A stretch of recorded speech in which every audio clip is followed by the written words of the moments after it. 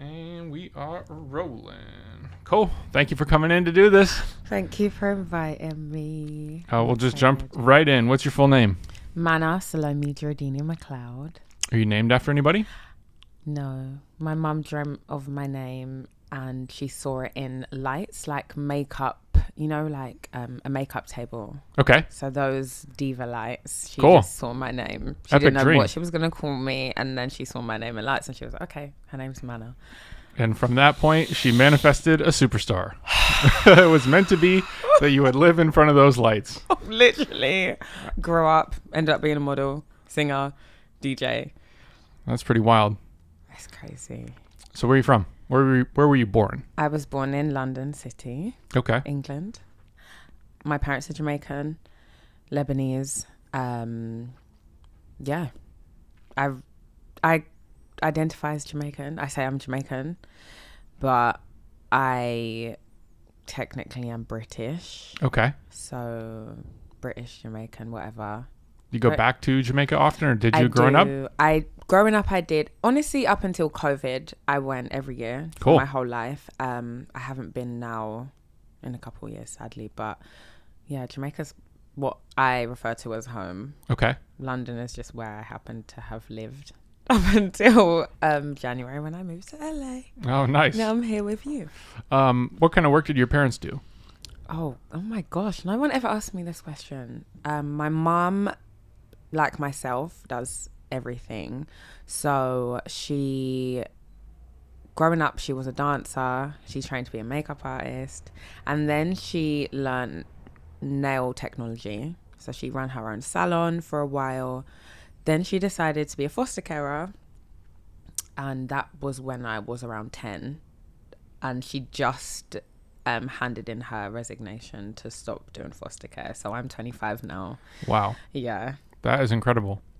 Right? Yeah. Dance to foster carer. Still does it all. She's now backstory. She's a shaman. So she trained and finished her training about 3 or 4 years ago. She went to a school that was like Hogwarts in the countryside in England. I think it was in Devon, the school was. And she had to do some crazy initiation stuff. No way. Became a shaman. Like she got buried alive. No way. Yeah. Holy had to shit. sleep in the woods overnight and do all this crazy stuff. Like people in LA go out and take shrooms to experience the things that she paid to train to do. Yeah. Yeah. Damn. Yeah. I can't imagine. I never You thought would about love that. my mum actually. Sounds like it. She sounds incredible. Maybe when you're in England, my mum can connect. Hey, that would be rad. Yeah. I would love that. Oh, I love being asked by my parents. I'm proudest of them. Like, there's something I'm so proud of. I love that. And what about your dad? My dad. My dad is this a lot like my mum. He doesn't really like to stick to one thing. So my dad grew up in Jamaica. He was born in England, moved to Jamaica when he was 4. He lived his whole life there until he moved back to England at, I think, around 16, 17. Oh my God, my dad does everything. He's been like he worked for the postal service and then he worked for a delivery service. He has his own car export company. He's started, in my lifetime, around 10 different businesses. He's very entrepreneurial. Cool. Is that the right word? Yeah, that's the right word. So he works a lot with imports and exports, especially to Jamaica, using like used car parts because everyone wants a fancy car in Jamaica, but not everyone can afford it. So it was a niche. He was like, hold on, this would be smart. Cool. He just does everything. He's worked in music management, which is why, and he's like me, but on steroids. Like he's so outgoing. He will find anything to talk about with anyone. Usually he travels with me, and of course I'm busy, but he will find anything to do. Like he'll be like, oh, I just met this person, da, da, da, da. And I'm like, where did you even go? He's like, oh, I went to get a haircut. I'm like, why do you get so many haircuts? He likes to get haircuts when he travels with me because every barbershop you meet like 10,000 different people from 10,000 different backgrounds. So he does everything really. He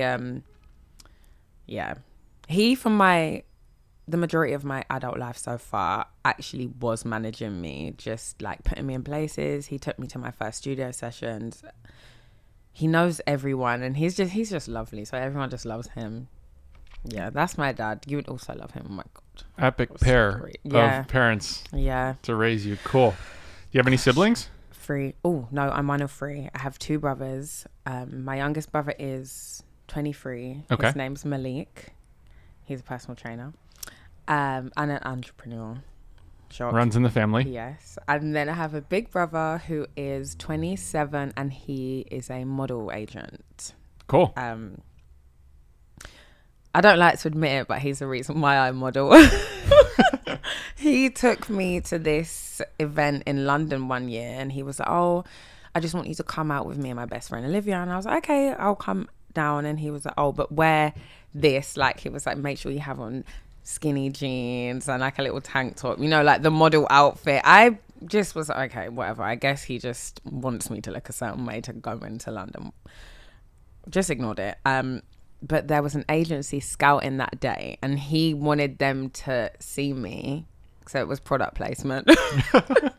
He, as soon as I walked into the vicinity that he was in, they just ran straight up to me. They're like, oh my God, hi, we're Models One. We want to know if you are a model. Have you ever thought about modeling? And I think like 3 weeks later, I signed my first contract. No way. Yeah. How I was old were 13. you? Holy shit. Yeah. That must have been so crazy. I didn't really ever want to model, but everyone recently in my life at that time, I was 5'9" at 13 years old. Like everyone was like, you need to model. My mum was like, if she wants to, I'll let her. And when it happened, I was like, maybe I should try. You know, I've been hearing this. It's not something I've thought about, but it could be cool. And I did. I did a couple jobs here and there, but I was still at school, so it's kind of hard to take it seriously. Sure. And people hearing that I was a model at school wasn't fun. Like, it was like, it's cool, but people are jealous. I don't know why they were jealous. It was like, okay, it's just, I don't know. Maybe it's just normalized in my mind, but I guess to a normal person at 13, you're like, oh, well, she's a model, so why am I not? And I'm like, that's my job technically, but I'm still just a girl at school. So for a few years, I didn't really do much. And then I left school. I went to New York to properly model. And I was like, okay, you can make a lot of money. You don't really have to do much. At the time, I thought you didn't have to do much, but now I'm an adult. It definitely takes a toll. Yes. Yeah. And up until basically a couple months ago, that's all I did. It was my bread and butter. So I give that to my brother. Amazing. Yeah. Very cool. Scary also. Well, we'll circle back to that more because I want to talk about that. Okay. But what was it like growing up in London? Okay, so I grew up in London, in northwest London. My family and I lived in Edgware up until I was... Okay, no. I lived in Stonebridge when I was really little. All my dad's family lives down there. And then we bought a house in Edgware, which is... Stonebridge is northwest. Edgware is more north. Okay. So we lived just a little further away from the rest of my family. And we moved out of there when I was 7 or 8. We moved to a tiny little town, probably like 40 minutes drive up the highway. This is now suburbia, I guess you guys would call it. When I was 7 or 8. And London was... It's very different. It's so close, but it's so different to how I grew up in the countryside. I was really young, so people are louder. There's more people of colour in London. And then I moved out to this town. We were the first black family to live there. I remember going shopping, food shopping, and people were like, oh my God, like there's black people. Whoa. And my brother was like, Mum, why does everyone keep looking at us? And my mum was like, I think we might be the only black people in this town. But my mum has this theory that every time she goes somewhere, people of colour soon follow. And in the next coming years, I think, honestly, over the next year, I think we met like another black family. And then slowly but surely, we just started becoming more integrated. into the community. But yeah, the first couple of years we were definitely like the only black people in my circle of friends. For a long time I was the only black girl. I didn't see a problem with it because I'm very my parents taught us to always know who you are and not to kind of let people make you feel bad for being different. So that was, I didn't have an issue with it. Other people had an issue with it because of course it's something new that you don't know. Sure. And it's not so much an issue. I guess it's learned behavior. You know, people would be racist sometimes. I got into a couple fights in school with boys.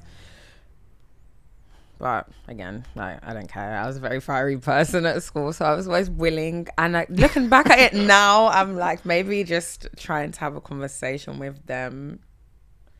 But as children, you just don't know what you're doing. Not. You're just like, oh, you're picking on me. I'm like, cool, let's go. Yeah. But actually, I should have been asking, what problem is it that you actually have with me? All the boys in school would be mean during the day, but in the evenings would be texting me, can I meet up with you? Do you want to come? You know, so it's kind of like, this is this black girl and she's beautiful, but I'm not supposed to like her, but I think I do like her. I'm assuming that's Eddie. Maybe. Might be somebody with the package. Hold on one second. Might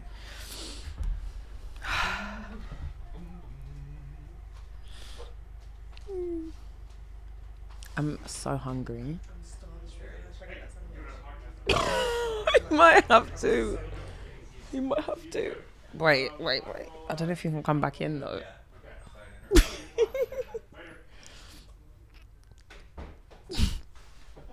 Eddie's going to be the next one to interrupt. Oh, should we text him? Yeah. And then just tell him to. Just chop all this out. Let me. I got it. Okay.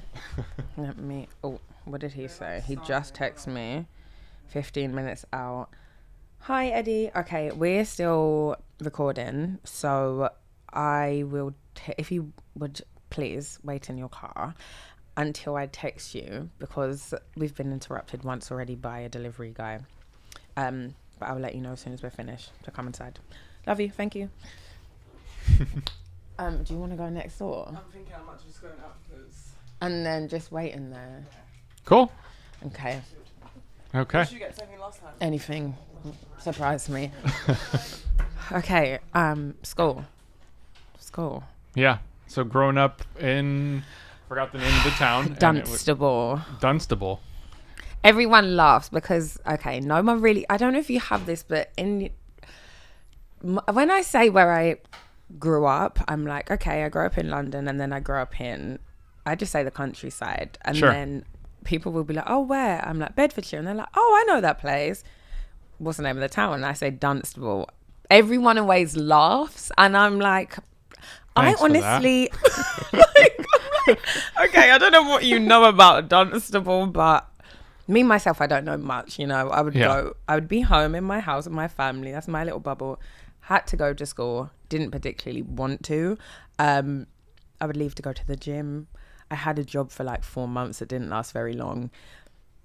I don't know much about the town, but everyone always has a story if they happen to know where this place is. And it's always like, oh, I knew someone that lived there once. And I'm like, God, it sounds like a ghost town, which it is. But yeah, that's where I grew up. I loved my friends there. I had a good set of friends to this day. They're very dear to my heart. It's just like we're such different people. They've all bought houses. I know people that are on their second child now, and they're just. I'm like, I'm an LA figure in my life. Yeah, it goes that way. Wow, such different. I mean, we had conversations like as children. I remember being about 12, sitting down with 3 of my really close girlfriends at the time, and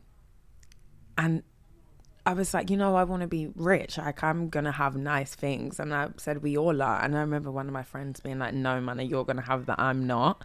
And now she drives a nice car. She just bought her house. And I look at her and I'm like, do you remember when? Do you remember when you said that? Because right now you're killing me. Right. I'm like, I'm here in LA. And I'm like, oh, you know, like, sometimes you got to sofa surf. And I look at her and I'm like, you did it. And she's like, you're doing amazing too. And I guess it's perspective on what you are doing. Yeah. I'm definitely happier where I am. I don't think I could own a home right now and have such commitments, but I'm proud of us all regardless. I mean, you should be. You got a lot of amazing things going. Finally. Yeah. Yeah. So what kind of stuff were you into when you were growing up? Oh my God. Sport. I was a massive sport girl. Okay. I did athletics. I was like a big track runner, like sprints. I'm Jamaican, so 100-meter sprints, my All day, favorite. yeah. Oh, I eventually became really good at high jump. Cool. I got scouted to run. And my dad said to me, you know, if you do this, who are you going to pick to run for? Like, you pick England or you pick Jamaica. And I was like, I want to pick Jamaica. But the idea of moving and living in Jamaica to train, I was like, you know, I think maybe I have more opportunities staying here. And then I didn't like the idea of my body becoming really muscular. Yeah. I was like, maybe I'll stay here in England and I'll model for a while, you know. Yeah. Athletics, I love it, but I'll leave it to someone else. So I was a sport girl. I really did every sport. I did netball. I played hockey. Oh my God. I just did every sport. Like, my teachers wouldn't leave me alone when it came to sports. But after a while I was like, I don't want to take this anywhere, and I love it. But I want to model. I started going to the gym. I got into yoga.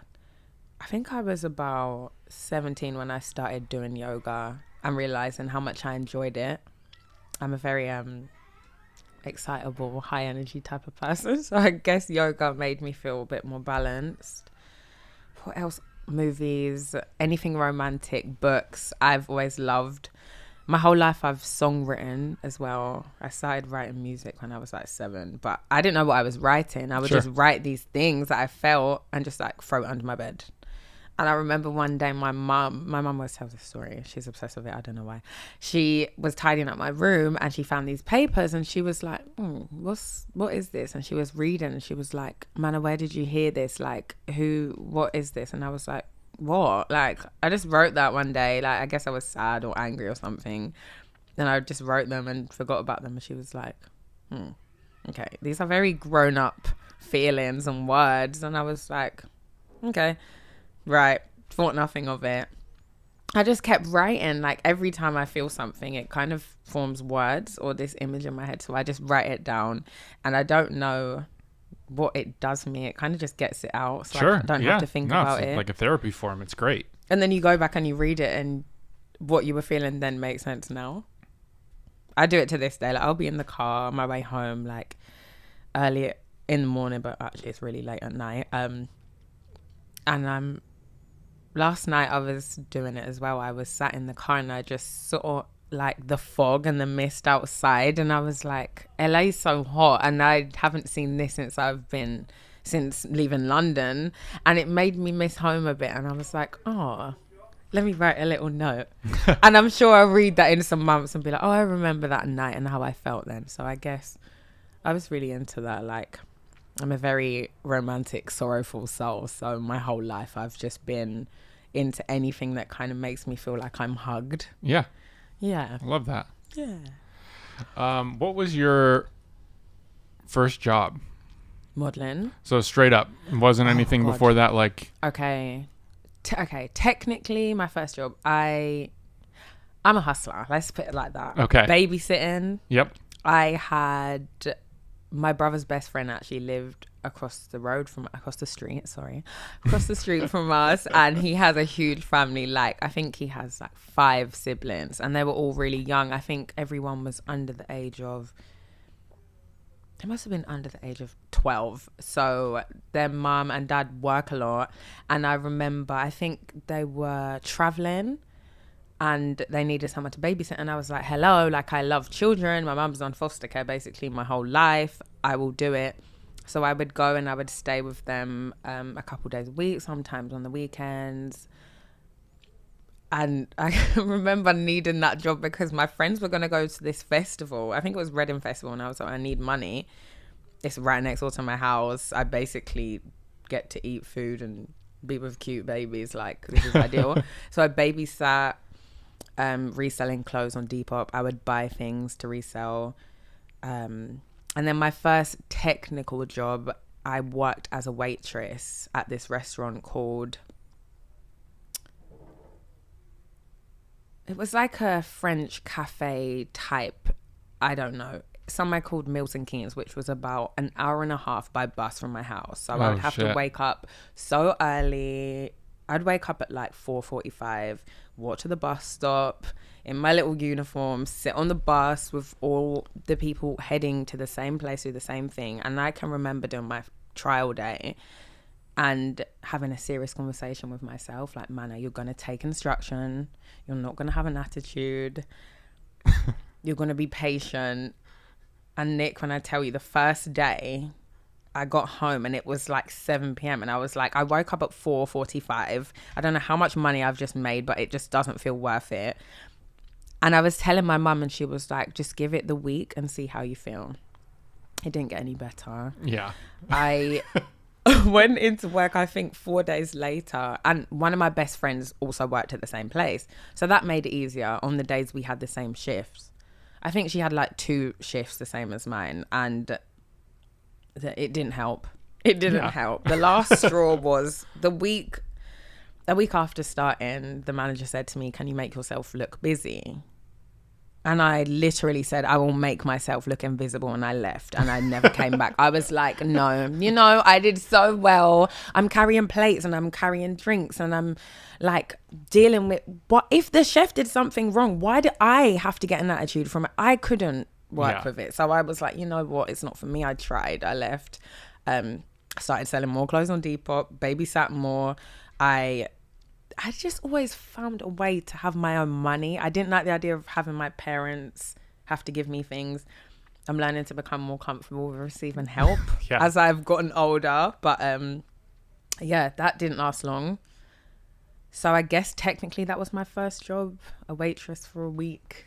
Didn't work out very well. All my friends had jobs and I was like, you know what, Manna, you need to just stick to one thing. But I was like, I do have a job. Like, I'm making my money. Do you have to have a job to make money? Just because I'm selling clothes out of my bedroom. Yeah. I'm making more money than you guys are working hard in someone else's. Working smart.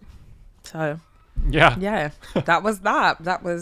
I had another job for 4 months as a receptionist. Again, it was literally 2 minutes walk from my house. Nice.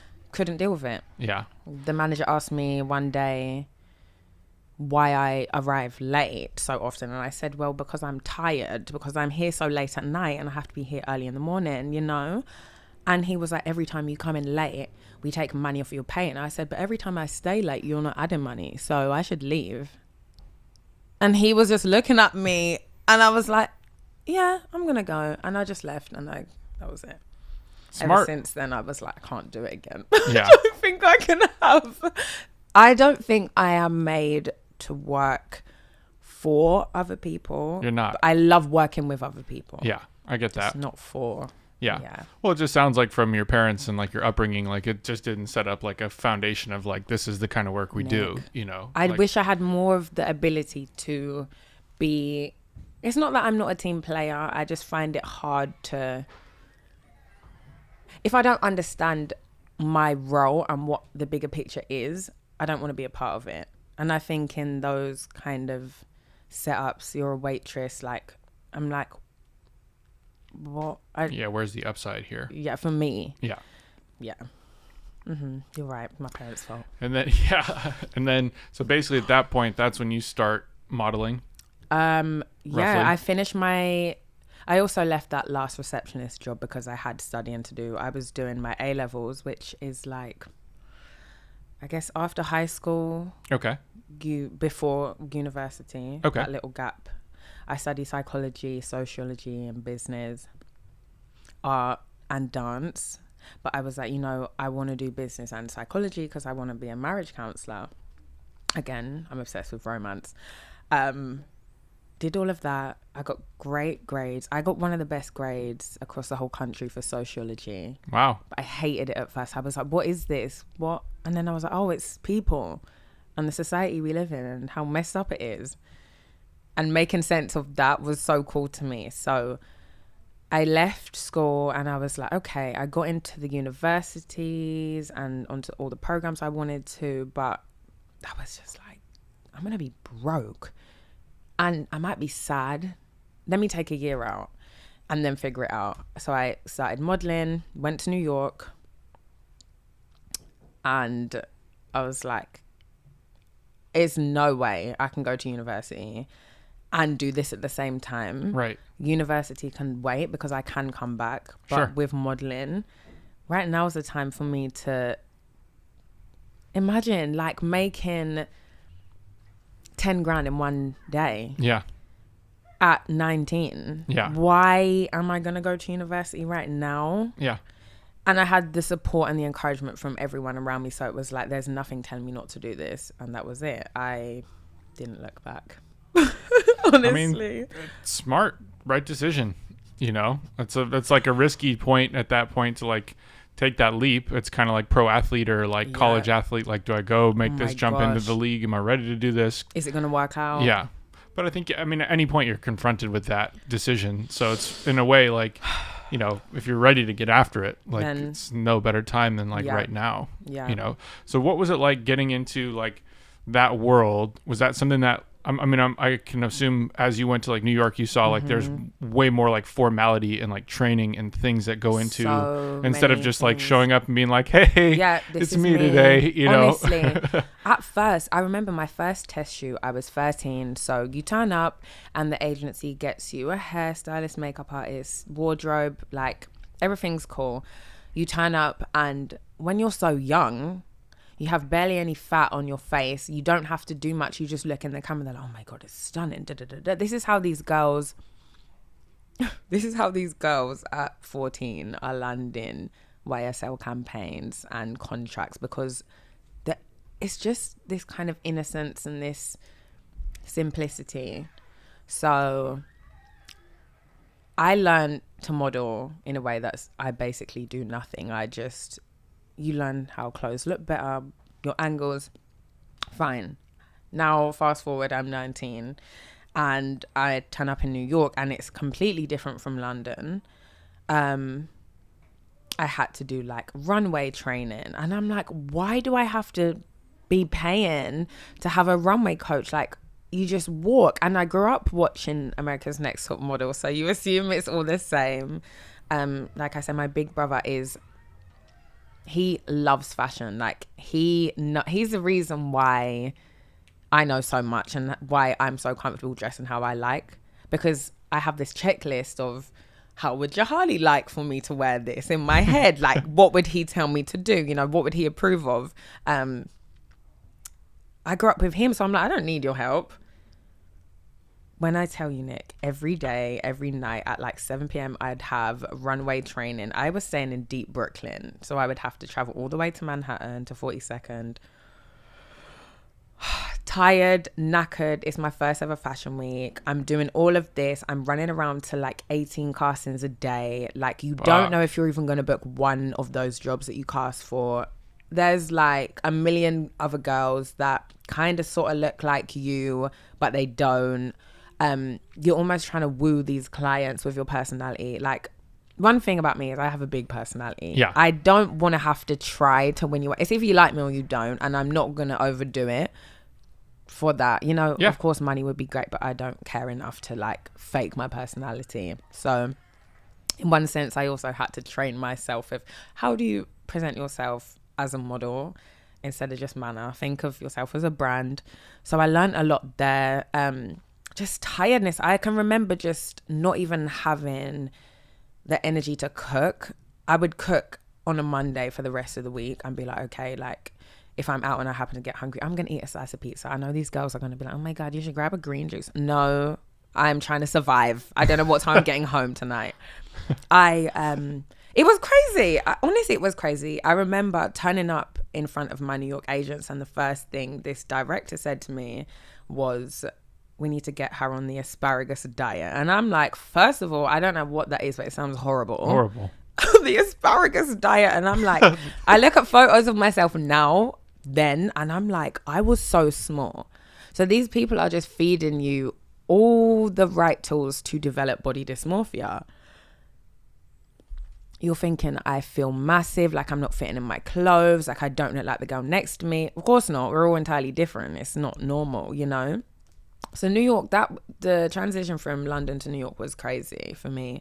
But I realized there's just this thing that the industry is still to this day is holding on to, and it's this girls being a hanger.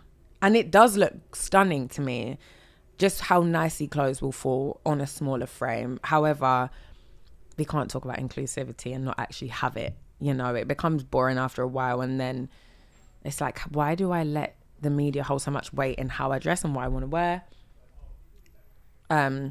Yeah, so New York was interesting. It was a nice transition. Now I look back at it because I learned so much, but very crazy to see if that was my experience. And I've modeled, but I've managed to keep myself sane.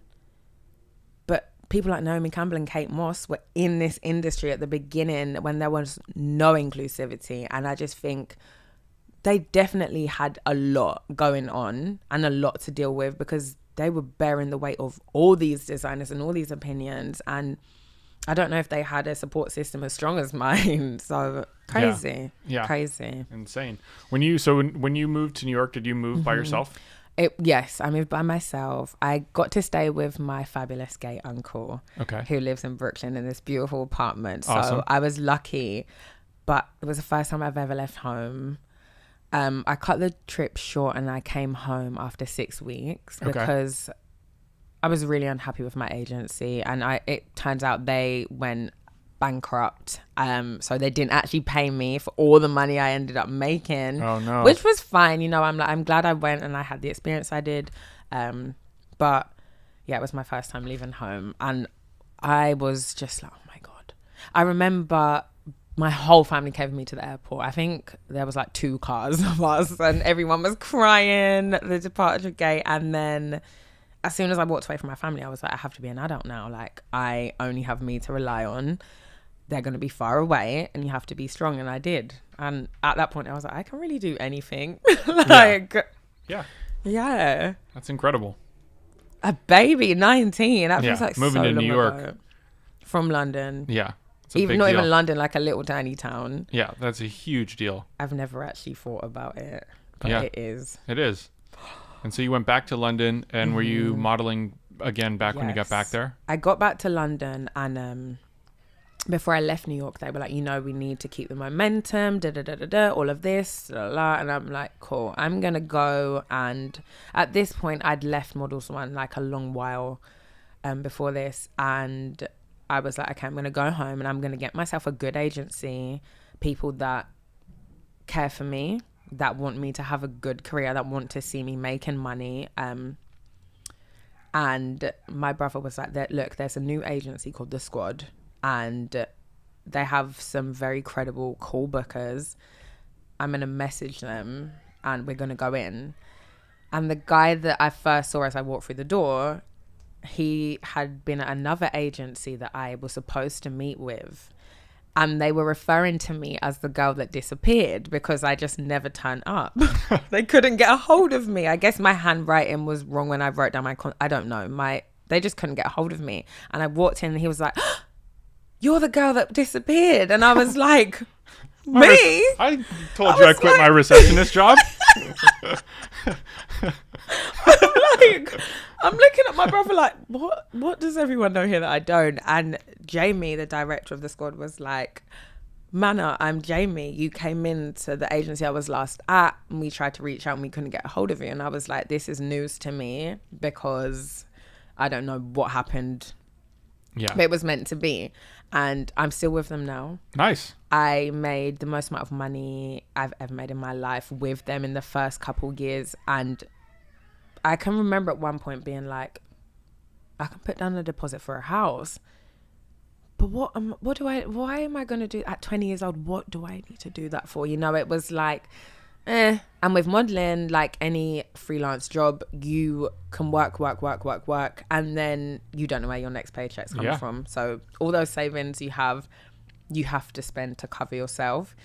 But I've had a blast with the squad. They've honestly the best agency in the world to me. And they Awesome. became like my family. At first we had our run-ins. I was butting heads with everyone. But they soon understood me, and I understood that when you work with people and you end up caring and loving them, you comply and you listen. They become like your parents and your friends at once. Sure. And yeah. I don't know how they haven't become sick of me. Sometimes I am like crying to them, complaining about everything, and they're just like, Manna, look. They break down that the industry is this way or it's that way, and I don't think I want to give up modeling or retire per se, but they know that I'm working on other things. I want to make my music. I want to DJ. I want to explore being Manna as a brand instead of a model called Manna. Yeah. So they've been so supportive, and yeah, just thank God for them. I've managed to live and keep a roof over my head and do all the fun things I've been able to do in the last 25. I signed with them in 2015, 2016. Yeah. 7 years. Yeah. Crazy. Yeah. How'd you start getting into music? Oh, Was it through writing or through DJing, or what was like kind of the entry?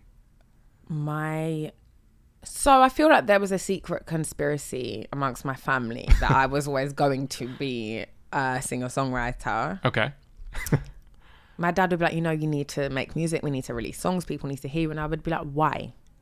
Why? I just didn't get it. My big brother was actually the singer. He was into performing arts. He's amazing. Like, my friends' parents would turn up to our school performances to see him. Their kids wouldn't be in the show. It was like, Jahali's on stage. We need to go and support him. He would sing at family functions, like have all the women crying. He just has this like young Luther Vandross type of voice. So he was like, okay, you know what? Let me look into actually putting music out. He doesn't like to write. I know that he can, but I think a lot of men, when you have to open up your emotions, it's kind of hard. So he would be like, Manna, write for me. Have a session tomorrow and I don't have time. Would you write for me? And I would send him songs in like 2 minutes. And he'd be like, what? Like, how do you do this? So I was like, you know what? I could write. So I started writing with him and for him. And then he was like, come on a couple tracks with me. Let's just make some demos and see what happens. So we thought about being in a duo together. We were just having fun. We did vocal training together. We were just trying a little thing. And I think for a while, he's very smart and very strategic. And it's not an overnight thing, making music and putting out music. Yeah. Especially at the beginning. Right. So he was like, nah, it's not happening. I'm not in the mood. Like, I just feel like he didn't want to give it the time. It just wasn't for him, So he was like, cool, I'm not doing this anymore, but I think you should. And I'm like, why am I now stuck here? I never wanted to be an artist. I just wanted to write my music. And my dad was like, no, we're going to go to the studio. We're going to start going to the studio. You have so many songs that you've written and you can sing. So I'm sorry, I can't listen to this music on the radio anymore that I'm not enjoying when my daughter's a superstar. And I'm like, oh, okay, Dad. And my uncle was like, when you were about 6, I said to your dad that Manna's going to be a superstar and it's going to be through music. And I'm like, why is this news to me? I'm hearing this at about 21. Like, what? And my dad's like, yeah, we've been waiting. And I'm like, okay, cool. Let me see how this goes. So I start recording. I'm writing. I was recording in Jamaica. I remember I had my first recording session in Buju Banton's studio. Wow. And I was like, I'm just a little girl here. Why am I doing this? Like, what? And my dad was like, people just hear your voice and they're like, I could be a part of something great here. Why not try? So we recorded a bunch of demos in a bunch of different places in Jamaica and London. Just worked with a bunch of people and stuff that I wasn't intending to do anything with. I'm just like, well, you wanted me to make the music, so I'm making it. And then I finally had a chat with myself. I wasn't just listening to my dad. I was like, all right, do you want to do this? Do you want to make music? Do you want to sing your own music? What do you want to do? And I was like, I'll record demos. I'll continue writing. And then from there, I can decide, is this music that I want to give away? Is this music that I want to release as me? Do I want to be known as an artist what do I want out of this? I couldn't answer all these questions until I tried. So I started to put music out slowly and kind of like tease social media that with me being a singer and songwriter, and again, I was modeling still at the time, and I'm like, why do I need to be doing this? Like, I feel like I'm forcing something I love to please other people, you know? And then I was on set one day shooting, and I was like, this is so boring. Like, I love my job when I get to do fun things, but when you're shooting e-com 4 or 5 times a week, you're just standing in a studio with no windows. Yes, you're making money, but my brain has nothing to do other than overthink. When I'm writing my music, I feel free. I was like, okay, I get what my dad was saying now. You can't model forever. I'm not gonna be happy.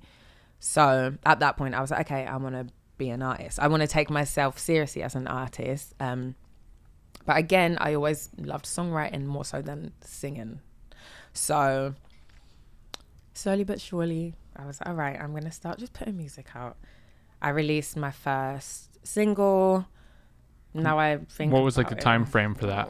How long ago? I think it was in 2018. Okay.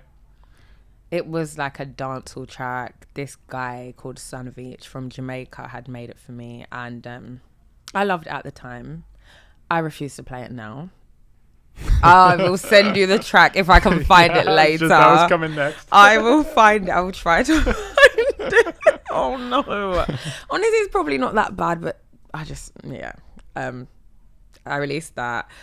What was that process like for you? Like, so you make a song and you think like, I need to release this song. Yeah. And is it just like, I didn't have a clue what I was doing. Yeah. That's why I'm always curious about that first step that people like take, you know. Sometimes it's like, oh, I'm going to go make CDs even still. And you're kind of like, well, nobody fucking has even like a CD player in their car. So like, what's the point of doing that at this point? It was all like, okay, what do I see other people doing when they release music? And like I said, I've grown up around my dad, a lot of music, and he knows a lot of music people, but I never wanted it to be a case of, I'm a control freak, so I want to know everything that's going on, and I would like to handle it myself. So I kind of just, I was like, okay, I have a little bit of a following on social media.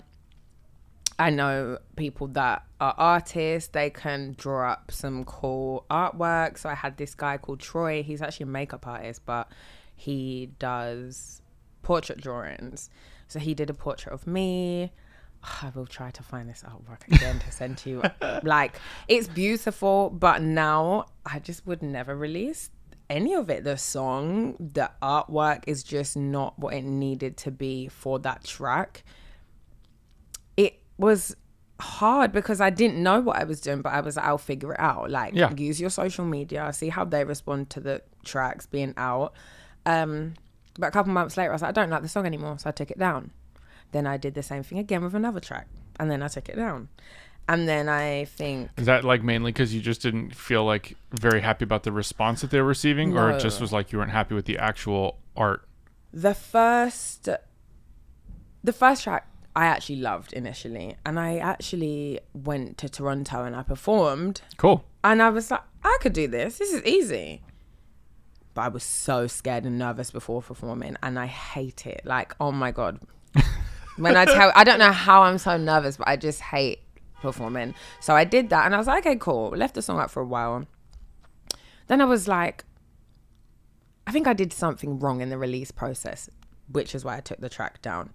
That was more so the response. However, the second time round was definitely, I just know the song wasn't strong enough. I don't actually like the song. I can't even remember how it goes now. Yeah. I probably suppressed it. But, so that came down. And then I was like, okay, even though I'm releasing these tracks and then taking them down again, I'm learning.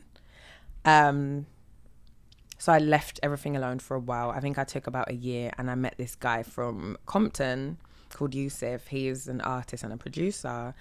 And I think I messaged him, or he messaged me on Instagram, and we were like, okay, we're going to work together. So he would just send me random beats every now and then. And within like a day, What were you going to say? I was just going to ask quick if he was living here. Yes. And you were living still in London. Yes. Okay. So I was still in London. I think this is probably about the end of 2018, okay. Early 2019. He's okay. sending me tracks, and I would just instantly be able to write to them. And I was like, oh my God, I love this guy. Like, everything he sends me just feels like me right now. Yeah. So it was all very jazzy, with that kind of Compton twang on it. And I was like, I love this. Yeah. It was all very sexy. And I got to just, I don't know. I was in a new relationship, and like the ups and downs of relationships. It was just everything he would send me allowed me to express myself so well. So I was writing to all these tracks, and then I picked 4, and I said, I'm going to release a 4-track EP. And I did that. And it was going so well. And for the first time, I felt like I was putting music out how I wanted to. Backstory. I have had, at this point, one manager who was managing me as an artist, and of course, well, as a model. And then he found out as an artist, and it was like, oh, well, we're going to run with this because you're a star. He just disappears. I'm talking like after a year and a half, just disappears. I don't hear from him. Like, to this day, I've not heard from him. And that was oh my gosh, years ago, like when I just signed with the squad. Okay. So he disappears, and I'm like, okay, well, I'm just doing all of this on my own now. I get a new manager when I release my 4-song EP. Okay. And he's seeing the numbers doing quite well. And he's like, you've done this based on just Instagram. You've done all of this on your own, and the songs are good. He works with all these labels and My plan was only ever to just be independent. And he said to me, let's take down the EP. Let's re-release it track by track. And I'm like, okay, you know what? I'm learning to take instruction. As I said, I have never been able to work a job, but this is now something I'm invested in. I'm going to listen to someone who knows better. Sure. The EP never comes out again. It's just gone. Everyone is like, where's the songs? And I'm like, they're going to come back out. They're going to come back out. And this guy is just, I'm like, nothing's happening here. I just took down my songs for nothing. Right? And now I'm pissed. I'm like, all right, so, okay. Again, now I think about it. You learn. Don't listen to everyone. Maybe get some more opinions. Yep. When I tell you this guy had been running me down for months, like, I need to meet Manna. I had been in New York in 2019, and I didn't plan on coming home, but I did for a week because I missed my friends. And it was a couple of days before Notting Hill Carnival, and he finally got to meet with me. So I took my mum, my dad, and my boyfriend at the time, and we all sat down and everyone listened. And my mum, given that she's a shaman and she knows good energy, she's like, I really like him. I feel like this is the way to go. I'm like, me too, cool. And then, of course, we're left disappointed. So that failed. I don't know if I put any music out. So that was 2019. And then, COVID. Yeah. COVID. Yeah. During COVID, I put music out just off my own back. Because technically, I have a manager. I had a couple managers at the time. One of my brother's best friends became another one of my managers, and he's amazing.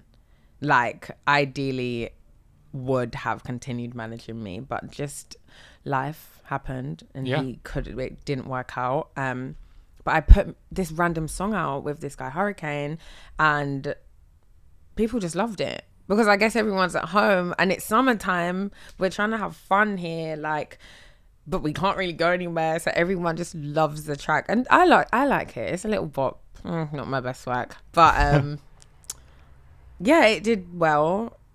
This manager of mine, the one that my mum said was awesome and we all agreed was cool, is like, oh yeah, the numbers are doing great. And I'm like, yeah, no thanks to you. And then I'm like, you have to go. So he's gone. My brother's best friend's still managing me, and we're like, okay, we're going to just do more, try and get more visuals out. We need you to be perceived as an artist. And there's just so much work around all of that. Yeah, that's insane. Which now I'm learning. Yeah.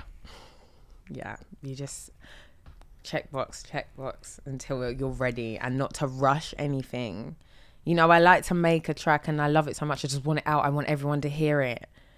It doesn't have to be that way. It can be once all the checks on the checklist have been checked. Yeah, I think that's like, I mean, I'm the same way as like an artistic and creative person, and like collaborating with artists. My instinct is almost always to like finish it and like I want it online. Like the end of the session, it's mastered. It should be like in everybody's hands. Everybody else should feel this energy. You know what I mean? Because it's like you're building this like momentum, excitement that you have personally. You know what I mean? And so that charisma shares to other people if you capitalize on that. If you wait like, oh, now this is just like sitting on my hard drive, and like 4 months later we'll get back to it and I'll have to find that same feeling I felt in the studio when I first heard the song finished and we were all fucking feeling it, and now I got to recapture that to say like, hey world, here's my thing. Yes. But there is something to having that fully polished presentation that's really valuable. And for me, the goal is,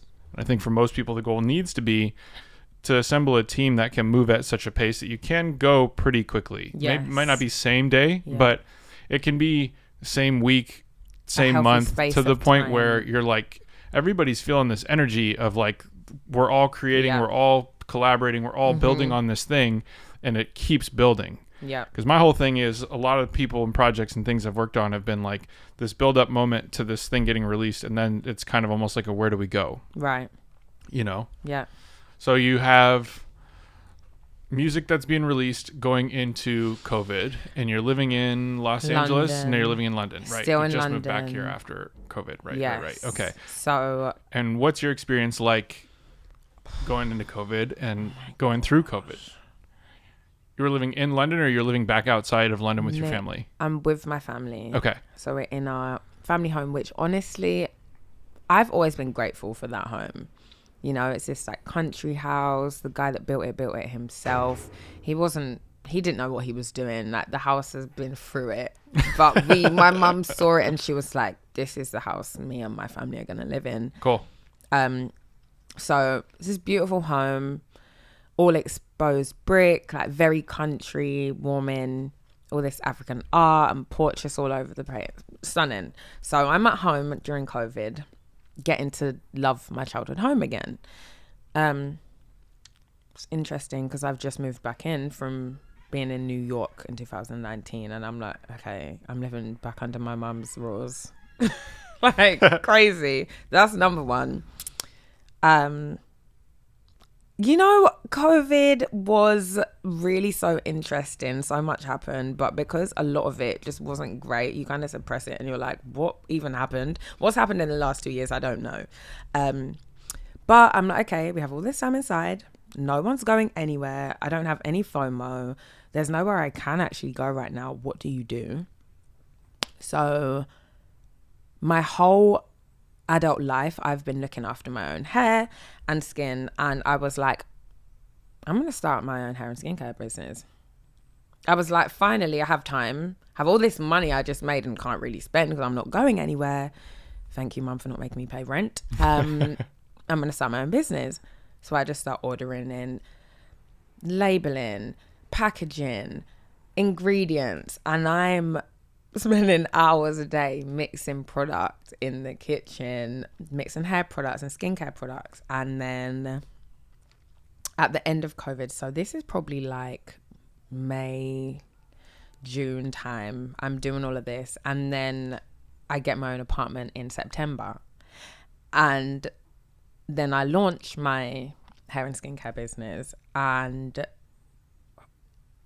then I'm like, wait, things are going to change again, and I actually have to continue making money because I've now spent a lot of money on this.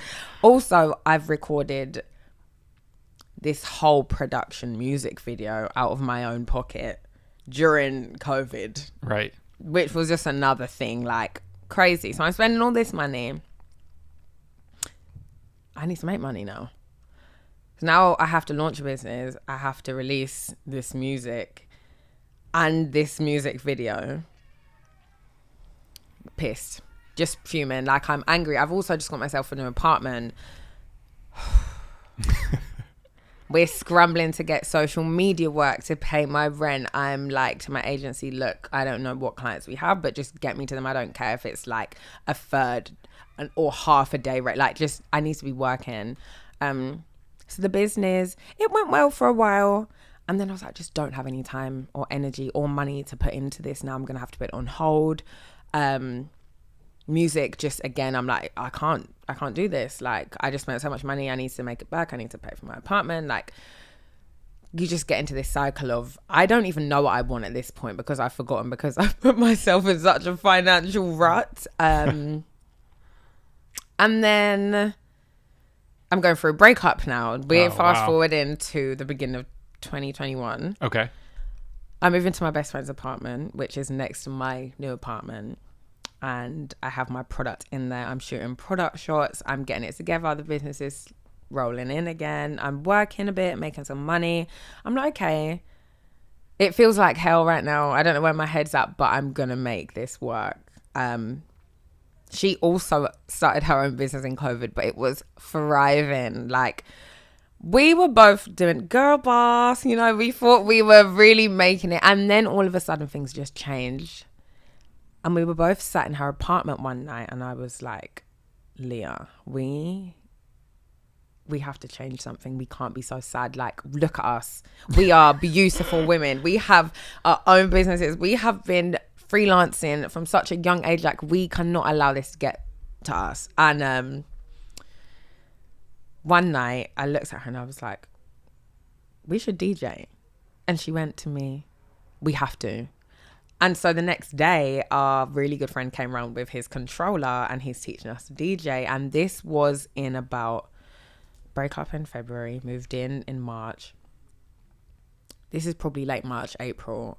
And just every single day from there, we were practicing. We got to June and I'd booked enough jobs to be able to get us both through a 2-week quarantine in Mexico and to LA. And I was like, Leah, we have enough money now. We're going to go.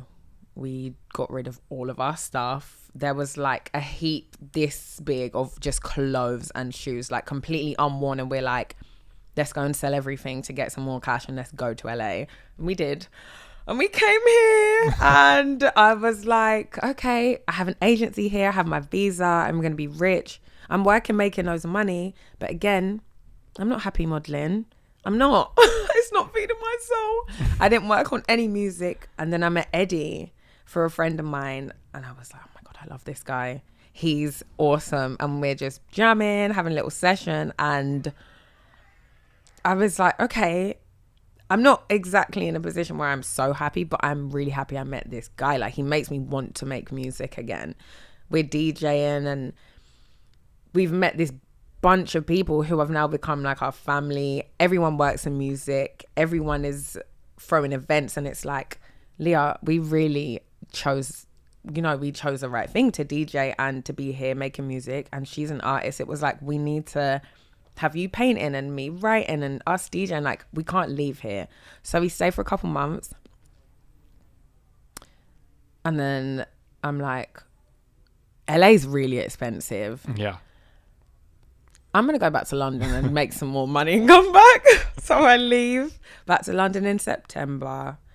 And then, yeah, London just put me back in this place of, I don't want to do anything. It's so cold. I'm sad. I don't feel like my life is here anymore. Stayed there for a couple months and January came and I was like, I'm going back to LA. And now here I am. And I'm happy. I'm happy I'm here because I feel like now I'm in a place where music is something I actually want to do and I'm capable of, Yeah. I have people around me now that are like, okay, Manna, no, you're actually good. So it's not like, am I delusional that I keep trying to do these things and they're not working out? Or am I just, has it been a right place, wrong timing situation? Sure. But now it feels like right time, right place. It does. Yeah. It's exciting. And now I met you. I'm so happy. I've been looking for a Nick for a long time. Looking for an Eddie for a long time. And I'm here now. And it feels right. It's really exciting. Adulthood. Yeah. Scary. Making music is a just difficult road no matter what way you slice it, and then the unfortunate reality for the most part, unless you're really planning to be an entertainer, is like being an artist is like the payout, not like making money, you know. But then there's ways to like figure out how to do that, if you're able to work it. And I feel like the DJing aspect, and especially like the music that, especially the first 2 songs we've been working on, I feel like play really well in that environment. So it's really great to have that synergy of like, cool, I can DJ and get booked and play my music. Yeah. And I love those kind of ways where you have an angle. It's authentic at the same time. Totally. Because it's difficult to just like straight up be like, oh, I made songs, now I want to go perform this on stage, Yeah. But I think you're headed in the right direction. It's really exciting. I've been really enjoying listening to and working on these first 2 songs, and I'm excited for when I get back from this trip to just see where all the rest of it goes. I'm so excited also. And I think you're right. I think part of the reason why I feel so much more comfortable now in not necessarily being in a position where I have everything I want, but musically I'm like, I actually hear a sound that feels like me and something cohesive, where I've managed to narrow down my emotion with what I like to hear. Sure. So it blends nicely, and I'm like, oh, people actually want to dance to this. Yeah. And I love dancing. Like, if I go out and I don't dance, I feel like people say, oh, I went out and my outfit's wasted, or I wasted this makeup. I wasted the energy of wanting to dance because it didn't come out, because I didn't get to. But when I hear my music and I see other people dancing and enjoying it and saying, oh, this is crazy, rewind, I'm like, okay, it makes me happy. Yeah. And the tracks that we're working on now definitely have that. So I'm excited to hear more and more and more of that. And for people to associate me with having a good time. Yeah. Because that's all I ever want to do, really. Yeah, I think that is like, that to me has been a super exciting like breath of fresh air with the other music I've been working on, especially rap being a bit more like aggressive or dark, to like finally be like, cool, I got like this girl who's got the best energy in the world, and these songs are so fun, and so it's been really exciting. That makes me so happy. Yeah, it's something that makes like, and honestly, the other styles of music that you've created are things I really look forward to fleshing out and like going that direction too, when we start working on that album. Oh my God, that will be a very interesting time. Yeah, it's going to be great. Eddie and I were talking about that for a little bit. It's just like, that's going to be really exciting. I'm so happy. I feel like we just smashed this. I don't know if there's anything else that you have in your story that... My story. I don't have anything else in my story. My one best friend who has basically just always, his name's Auden. He's the reason I performed in Toronto that time, all those years ago. We met on Instagram, and he was like, hey, I'm starting to run events. I don't know if you would think of coming to Toronto, but I really love your music. I would love if you would perform at my first show. And I was like, just tell me when. And me and my dad, my boyfriend at the time, got our flights and we went. And it kind of doesn't make sense now because I didn't know him, but through our conversations and phone calls, I was like, this guy's really cool. He's actually trying to do something here. And for me to get up and spend that money, I was like, he's like my family. And ever since then, he's just been there. Like, I don't like to do admin, Nick. I don't like to do anything that I feel is an inconvenience because I don't understand it. Right. So what's hard for me is easy for him. Auden, can you da-da-da-da-da? He's like, yeah, literally sends it back to me in a couple minutes. I'm like, see, he's taken so much weight off my shoulders by just being there. And of course, him working in events and music has made everything so simple for me. So I do have a lot of... I owe a lot to him in terms of why I've managed to do so many things. Not that they all worked out, but they all happened because he was there supporting me. I mean, that's a big part of the whole team building thing is looking at like, you know, where are the pain points that help you become free to be creative, you know, and like keep that headspace like available. You know, sometimes it's good to get a little buried and you kind of live in that emotional state and you find new things you maybe, you know, feel in life where it's like, oh, I can actually translate that to a song. Yeah. But then at the same time, like for me, I've been buried in that shit for way too long. I finally like hired a studio manager, and like I'm starting to see the light of like, get some other people in this equation to like give me room to breathe. And yes, like, and to be your best, do the best that you can, because you don't have to do everything. Honestly, like my mum said to me the other day, I was freaking out and having a little meltdown, as I probably do once a week, and she said to me, why didn't you call me? And I was just like, I know that you have your own stuff going on, like we all do. And she was like, but a problem shared is a problem halved. And I was like, whoa, oh my God, Mum. And she's like, she's like, you're only 25, we've been here, we've seen you grow, we've changed your diapers, like anything that's stressing you, we've dealt with it multiple times, and we can tell you it's nothing to worry about. She was like, you have a roof over your head? I said yes. She said, you've eaten? She said yes, she has. She said, you have money to eat tomorrow? I said yes. She was like, what's the rush? What are you panicked about here? And I was like, oh yeah. She was like, things that you're sad about, I can do for you, I can help you with, but if I don't know, I can't. And so asking for help, I think as adults we need to unlearn being so independent. Yeah. Thank God for you and Nick, because some of the things I was freaking out about before, now I'm like, you and Eddie, sorry, I'm like, wait a minute, I don't know what to do in this situation, but I'll text you guys, and you're like, don't worry, da-da-da-da. And I'm like, oh, it was that easy, because honestly, that little thing probably would have sent me into a spiral for about 15 minutes, but it doesn't need to exist. Yeah, I mean, it's the same thing, similar to like what your mom said. It's just like, I've been at this for 14 years. So at this point, like all the communicating with different people and getting files or contracts, it's like, yeah, I'm good with this. I'm happy to have a conversation with anybody, and we could just smash this out, You're right. So it's just a different, like that's where I've been living, so, and it's stuff I don't mind doing at all. Well, shit, let's get to it. Let's go make some music. This was awesome. Thank you so much for coming in to do this. I'm so happy. I'm so excited.